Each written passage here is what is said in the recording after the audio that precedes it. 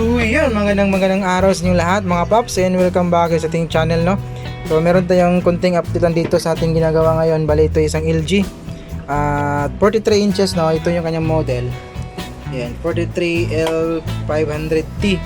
So yung naging problema niya, punta dito wala siyang power dead set din. Sabi na may sumabog daw sa loob. So nakita natin problema, open yung fuse, tapos sira yung kanyang regulator. So dito, ayan yung kanyang regulator. Kunin natin ito, ayan, kanya ba yan? Sabog yung kanyang regulator MOSFET. Ayan, so ang ginawa natin, kasi medyo mahirap na siyang i-recover, meron naman tayong ganito na pamalit sana, pero ang problema, sira din yung kanyang yung kanyang maliit na PWM. Ayan, inilagay natin dito para ito ay mahirapan dyan. Tapos kung makikita natin dito sa ating wait, ayan, so makikita natin dito yung kanya mga yung mga bias dun sa ating MOSFET. Ayan, dito sabog na po yan lahat. Ayan, yung mga resistor na yan na bias dyan, sabog na, hindi na maklaro yung hindi na klaro yung kanyang mga number ng mga SMD resistor dito sa kanyang bias, no. Yan. Para mapadali yung trabaho natin is kailangan natin siyang i-modify into 4 wires. So napakalaking tulong ng 4 wires sa mga buhay ng technician, no. Pinapadali niya yung trabaho. Ito kung walang 4 wires, siguro hindi natin ma-repair to. Kailangan natin ng diagram nito para makuha natin yung eksaktong value niyan na mga resistor na nasunog dito. So paalala nga lang, kung bago kayo magpalit ng mag-modify ng 4 wires or magkabit ng 4 wires 4 wires, kamali tayo, 4 wires. So i-clear nyo muna, tingnan nyo yung fuse kung okay ba, check nyo yung diode, yung mga rectifier diode nya, then check nyo yung filter, and cancel niya lang tanggalin niyo yung MOSFET, tapos tanggalin niyo yung kanyang PWM, at saka yung kanyang optocoupler. Asan na yun? Wait, dito pala. Ito, yung kanyang opto.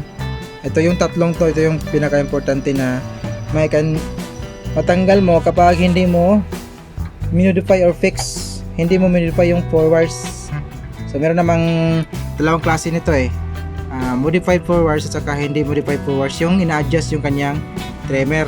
Yung modified 4 wires, yung mismong opto ng unit natin nito, yun yung gagamitin silbing adjust na, so hindi na sa kailangan na magpihit pa ng trimmer dito.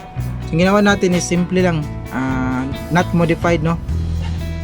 Ordinary 4 wires lang yung standard na ginamit natin, nagpihit tayo ng trimmer.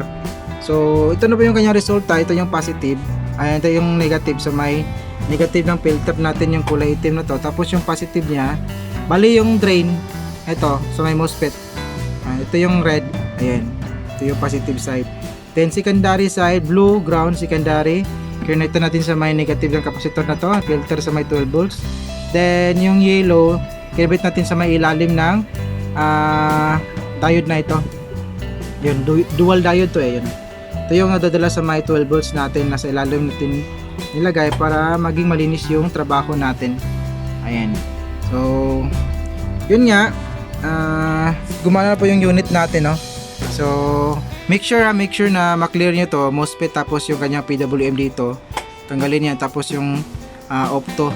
Then check kayo, dapat check nyo muna na naka-off yung trimmer na to.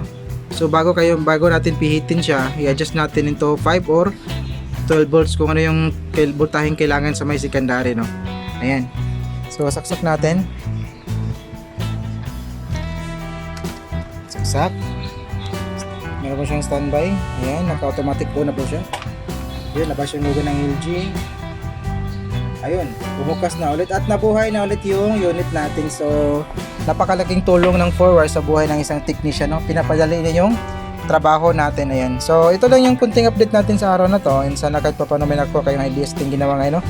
May God be with us always, and this is your Service D Technician. See you in our next video. Bye-bye. Namaste.